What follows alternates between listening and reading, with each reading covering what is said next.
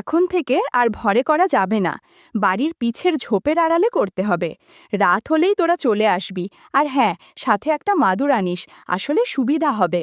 সেদিন ঝোপের আড়ালে যা হলো তা কোনোদিন ভুলা যাবে না। মায়ের সাথে মামার বাড়ি যেতে অন্য দিনের মতো বেরোলো বিল্টু। মামার বাড়ির নাম শুনলেই বিল্টুর মন কেমন যেন করতে শুরু করে। এরকম আগে ছিল না, কিন্তু দিদা শয্যাশায়ী হওয়ার পর থেকে একটা মেয়ে দিদার দেখাশোনা করতে এসেছে। তার নাম ডলি। দেখতেও মোটামুটি, কিন্তু চাল চলন অসাধারণ। গায়ের চাপা রং হলের বিশেষ কিছু আছে মেয়েটার মধ্যে। মামার বাড়ি যেতে 3টে টোটো বদলাতে হয়, সাথে 2টো ট্রেন। আজকে তার ওপর মাসি আসবে, সাথে বাবানও। সকালে বেরিয়ে বাড়ি ঢুকতে ঢুকতে প্রায় দুপুর হয়ে গেল। গিয়ে দিদাকে প্রণাম করতেই পাশে দেখল বসে আছে ডলি। ডলি ওই কয়েকদিন বিল্টুকে দেখে আর চোখে। দুপুরের খাওয়া শেষে ওপরে বসে আছি আর নিচে মায়েরা।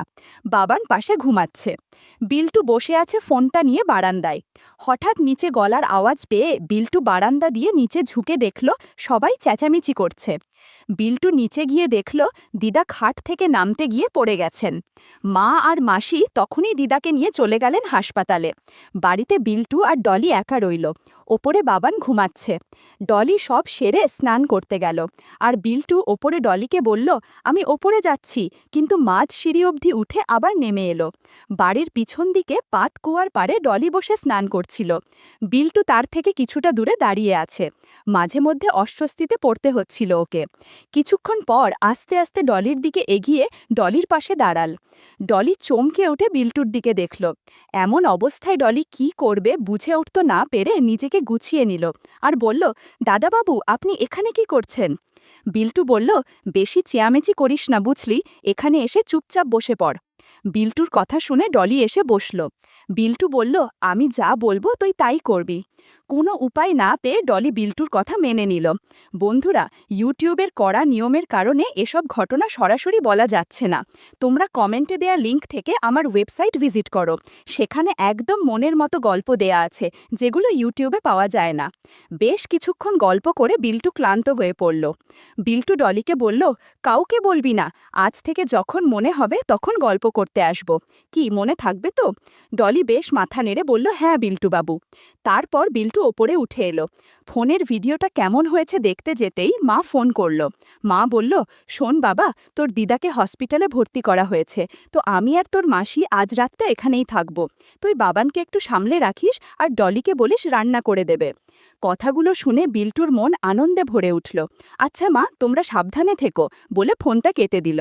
একটু শুয়ে থেকে দুপুরের কথাটা মনে পড়তে শুরু করল। বাবানের দিকে তাকিয়ে দেখল সে এখনও ঘুমাচ্ছে। সে আস্তে আস্তে নিচে নেমে এলো। নিচে ঠাকুমার ঘরের পাশেই একটা চৌকিতে শুয়ে থাকে ডলি। বাবান ডলির বিছানার পাশে এসে দাঁড়াল। ডলি তখন একখানা ম্যাক্সি পরে ঘুমাচ্ছিল। ওকে দেখে বিল্টুর মনে অদ্ভুত টান লাগলো, নিজেকে সামলাতে কষ্ট হচ্ছিল। বন্ধুরা, ইউটিউবের কড়া নিয়মের কারণে এসব ঘটনা সরাসরি বলা যাচ্ছে না। তোমরা কমেন্টে দেয়া লিঙ্ক থেকে আমার ওয়েবসাইট ভিজিট করো।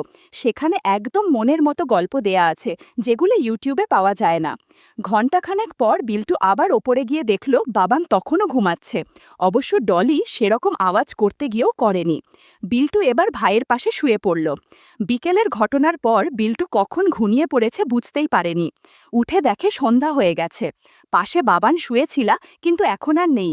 জামাটা গলিয়ে নিচে নেমে বিল্টু দেখল বাবান বাইরের চৌকিতে বসে আছে। বাবানকে দেখে বিল্টু জিজ্ঞেস করল, কিরে, এখানে বসে কি করছিস? ভিতরে চল। বাবান বলল, না গো, মা তো নিচের ফোনে ফোন করে বলল যে নিমাইদা আসবে ও বাড়ি থেকে নিয়ে যেতে। নিমাইদা বাবানদের বাড়ি কাজ করে।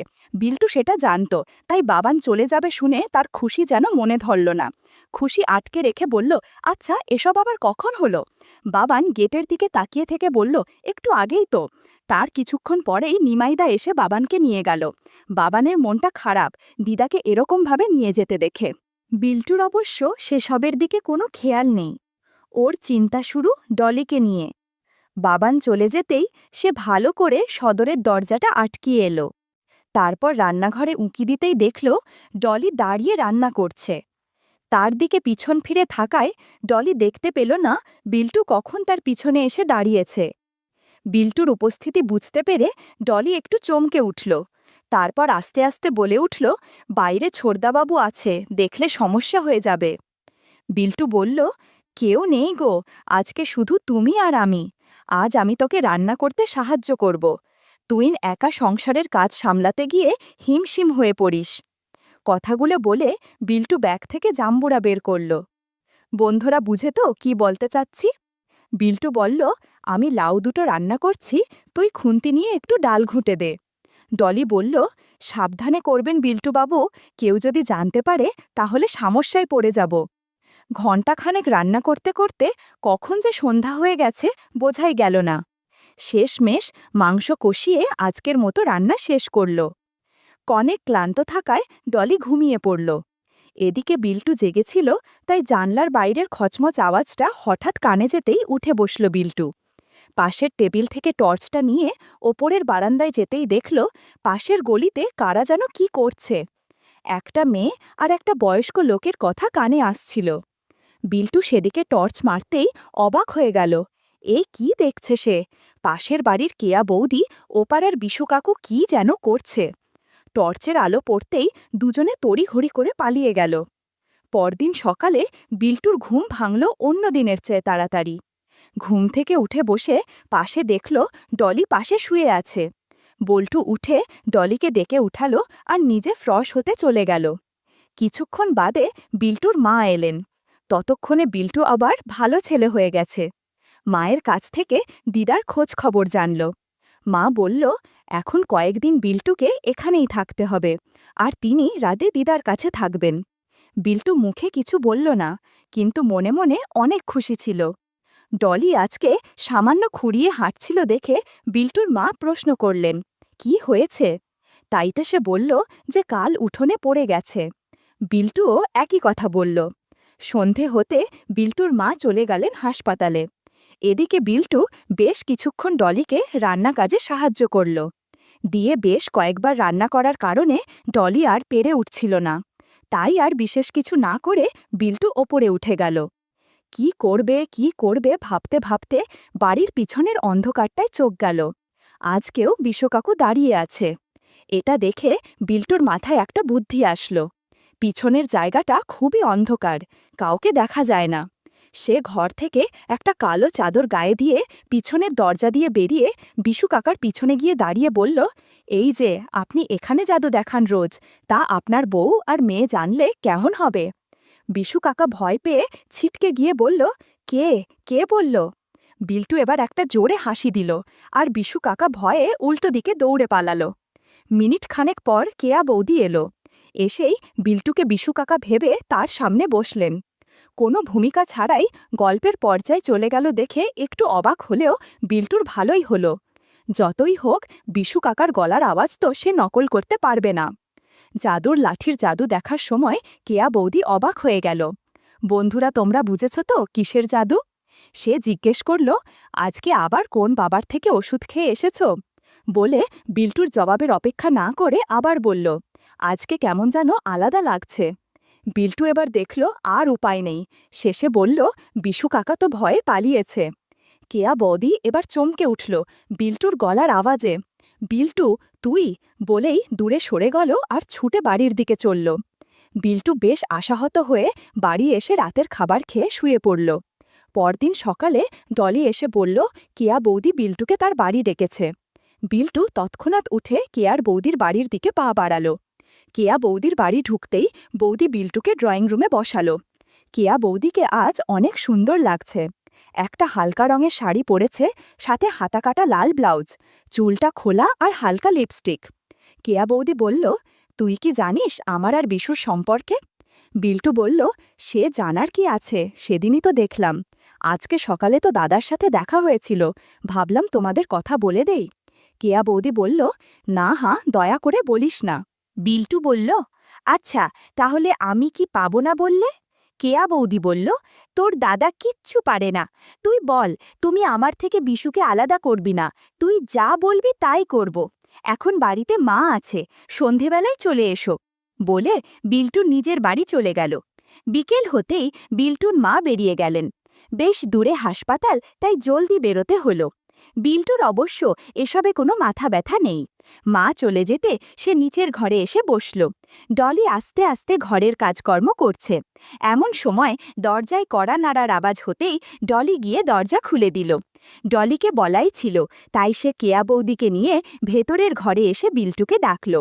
বিল্টু একটা বারমুডা পরে বাইরে এসে দাঁড়াতে দেখে কেয়া বৌদি আর ডলি দাঁড়িয়ে আছে।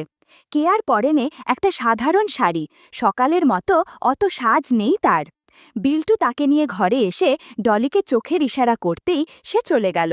এদিকে ঘরের দরজাটা আটকিয়ে কেয়া বৌদির সাথে গল্প করতে শুরু করল। কিছুক্ষণ গল্প করতে এমন সময় পেছনের দরজাটা খুলে গেল। কেয়া বৌদি চমকে সেদিকে তাকাল, দেখল ডলি একটা হালকা রঙের গামছা জড়িয়ে ঘরে ঢুকছে। বিল্টু হেসে বলল, কিরে, তুইও গল্প করবি নাকি? কেয়া বৌদি একটু ইতস্তত বোধ করে বলল, আচ্ছা, কিন্তু ও গামছা জড়িয়ে ঘুরছে কেন? ডলি বলল, ছোটা বাবুই তো এখন আমার মালিক, তিনি বলেছেন, তাই তার ইচ্ছেতে আমি এরকমই থাকব। ডলি একটা ট্রে করে লাল পানি এনেছে, সেগুলো গ্লাসে ঢেলে সার্ভ করল আর বিছানায় বসল। বিল্টু বলল, যাক, ভালোই হলো, এখন গল্প করা যাবে। বন্ধুরা, তোমরা বুঝছো তো কোন গল্প? সেদিন অনেক রাত অবধি আড্ডা হয়েছে। তিনজন অনেক ক্লান্ত থাকায় কে কখন ঘুমিয়েছিল মনে নেই কারোর। হঠাৎ বিল্টুর ঘুম ভাঙল ডলির ডাকে। উঠে দেখে বেশ রাত হয়ে গেছে। সে পাশে ফিরে কেয়া বৌদিকে দেখে চমকে গেল আর ডলিকে জিজ্ঞেস করল, কিরে, কেয়া বৌদি এখনো এখানে কি করছে? ডলি বলল, ডেকেছিলাম দাদাবাবু। ও বলল, আজকে নাকি ওর বর আসবে না, তাই আজকে এখানেই থাকবে। বিল্টু বলল, ঠিক আছে, তুই যা, আমার জন্য এক কাপ চা বানা কড়া করে। ডলি বাইরে যেতেই ঘরের ভেতরে একটা অদ্ভুত নীরবতা নেমে এলো। কেয়া বৌদি আস্তে আস্তে পাশ ফিরে শুয়েছিল। চোখ বুঝে থাকলেও বোঝে যাচ্ছিল সে ঘুমোচ্ছে না। ওর সিঁথির সিঁদুর যেন ঝাঁকসা হয়ে গেছে, চুলগুলো খোলা হয়ে পড়েছে। এত কাছ থেকে ওকে দেখার সুযোগ আগে কখনো হয়নি বিল্টুর। কেমন যেন অদ্ভুত অনুভূতি হচ্ছিল। ঠিক তখনই ডলি ফিরে এলো, হাতে ধোঁয়া ওঠা চায়ের কাপ নিয়ে। ওর গামছার ভেজা প্রান্তটা হাঁটুতে ঠেকতে থাকায় একটা অদ্ভুত দৃশ্য তৈরি হচ্ছিল। ডলি কাপটা বিল্টুর হাতে দিয়ে বলল, চা খেয়ে নাও দাদাবাবু, অনেক রাত হলো। বিল্টু এক চুমুক দিতেই চোখ কেয়া বৌদির দিকে চলে গেল। কেয়া এবার চোখ মেরে তাকালো বিল্টুর দিকে। ওর চোখে যেন এক অদ্ভুত মায়া আর অস্বস্তির মিশ্রণ। ডলি হঠাৎই আবার মজা করে বলে উঠল, আজকে তো বৌদি এখানেই থাকছে, তাহলে গল্প তো আরও জমবে। বিল্টু একটু হেসে চুপ করে গেল, কিন্তু ভেতরে ভেতরে তার কৌতূহল আর অস্থিরতা বেড়েই চলল। চায়ের কাপ নামিয়ে রেখে সে উঠে দাঁড়াল। ঘরের ভেতরটা অন্ধকার, শুধু টিম টিম করে একটা ছোট্ট ল্যাম্প জ্বলছে। সেই আলোয় তিনজনের ছায়া মিশে যাচ্ছে একে অপরের সঙ্গে। ডলি এসে হঠাৎই কেয়া বৌদির পাশে বসল। গামছাটা ঠিক করতে করতে বলল, বৌদি, ভয়ের কিছু নাই, ছোটাবাবু আছেন তো? কেয়া বৌদি আস্তে হেসে বলল, তোর এই সাহসী কথাগুলোই আমার ভরসা। ঘরের বাতাস ভারী হয়ে উঠছিল। বাইরের রাতটা যেন থেমে গেছে। ঘরের ভেতরে নীরবতা নেমে এসেছিল। বিল্টুর মনে হচ্ছিল এই মুহূর্তটা চিরদিন মনে থাকবে। ডলির দুষ্টু হাসি, কেয়া বৌদির মায়াবী দৃষ্টি আর তার নিজের অদ্ভুত অস্থিরতা একসাথে মিশে যেন এক নতুন গল্প শুরু করেছে। এভাবেই কখন রাত পেরিয়ে গেল বোঝা গেল না। ভোরের আলো ফোটার আগেই কেয়া বৌদি উঠে পড়ল। ও আস্তে শাড়ি ঠিক করল, কিন্তু মুখে এক অজানা আলোর ঝিলিক। যাওয়ার সময় বিল্টুর দিকে একবার তাকিয়ে রইল। সেই দৃষ্টিকে যেন অজানা প্রতিশ্রুতি লুকিয়েছিল। ডলি দরজা পর্যন্ত এগিয়ে দিয়ে আবার ভেতরে ফিরে এসে হাসতে হাসতে বলল, দাদাবাবু, এখন থেকে তো আসা যাওয়া বাড়বে। বিল্টু চুপ করে বসে রইল। চায়ের শেষ ফোঁটা চুমুক দিয়ে গলা ভিজাল, কিন্তু মনে হচ্ছিল তার ভেতরে কেমন এক ঝড় শুরু হয়ে গেছে। সকালে হঠাৎই দরজায় কড়া পড়ল। ডলি ছুটে গিয়ে দরজা খুলতেই দেখা গেল একটা ট্যাক্সি এসে দাঁড়িয়েছে। ভেতর থেকে নামলেন একজন মহিলা। গায়ে সাদামাটা প্রিন্টের শাড়ি, হাতে বড় ব্যাগ, চোখে টানা টানা ক্লান্তি। ডলি চিনতে একটু সময় নিল, তারপর বলল, অরে, জবা দিদি। জবা দিদি হলেন বিল্টুর দূর সম্পর্কের খালাপিসির আত্মীয়া। মাঝে মাঝেই বাড়িতে আসতেন, তবে এতদিন পর হঠাৎ করে আসবেন সেটা কেউ ভাবেনি। তিনি সরাসরি ঘরে ঢুকে বললেন, হাসপাতালে তোমার দিদাকে দেখতে গিয়েছিলাম, ভাবলাম এখানে থেকে ঘুরে আসা যাক। ডলি তড়িঘড়ি করে ব্যাগটা নিয়ে ভেতরে ঢুকালো। মুখে হাসি ফুটালেও ভেতরে কেমন যেন অস্বস্তি বোধ করছিল, কারণ এতদিন যা কিছু চলছিল এখন সব কিছু সামলানো কঠিন হয়ে যাবে।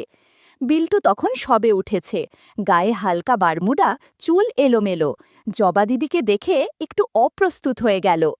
কেয়া বৌদি তখনও ভেতরে বসেছিল, দরজার ফাঁক দিয়ে সব দেখতে পেয়ে ওর বুক ধকধক করতে লাগলো। এখন যদি কিছু ধরা পড়ে যায়। জবা দিদি ঘরে ঢুকতেই দেখে সারা ঘর এলোমেলো, মেঝেতে শাড়ি, ব্লাউজ, পেটিকোট আরও কত কি এদিক সেদিকে পড়ে আছে। একটু পর লক্ষ্য করল বিছানায় শ্যাম্পু পড়ে আছে। জবা দিদি বলল, ঘরের এই অবস্থা কেন? কেউ কোনো উত্তর দিল না। সবাই টেনশনে পড়ে গেল, কি বলবে না বলবে। জবা দিদি আবার বলল, বুঝেছি, বাড়িতে কেউ নেই বলে অগোছালো হয়ে আছে। সেদিন কোনো মতে সময় কেটে গেল। রাত হতেই ডলি আর কেয়া বৌদির মন হতাশ হয়ে পড়ল, কেননা জবা দিদির কারণে এখন আর কিছুই করা যাবে না। বিল্টু বলল, এসব নিয়ে ভাবতে হবে না, জবা দিদি ঘুমিয়ে পড়লে আমরা ঘরের পিছের ঝোপের আড়ালে চলে যাব, সেখানে বসে গল্প করা যাবে। এমন কথা তেমন কাজ। জবা দিদি ঘুমানোর পর তিনজন ঝোপের আড়ালে চলে গেল। খোলা আকাশের নিচে অনেক সময় কাটল। পোকামাকড়ের শব্দ আর ব্যাঙের ডাকে কেউ কিছু টের পেল না। বেশ ভালোই চলছিল তাদের দিনকাল।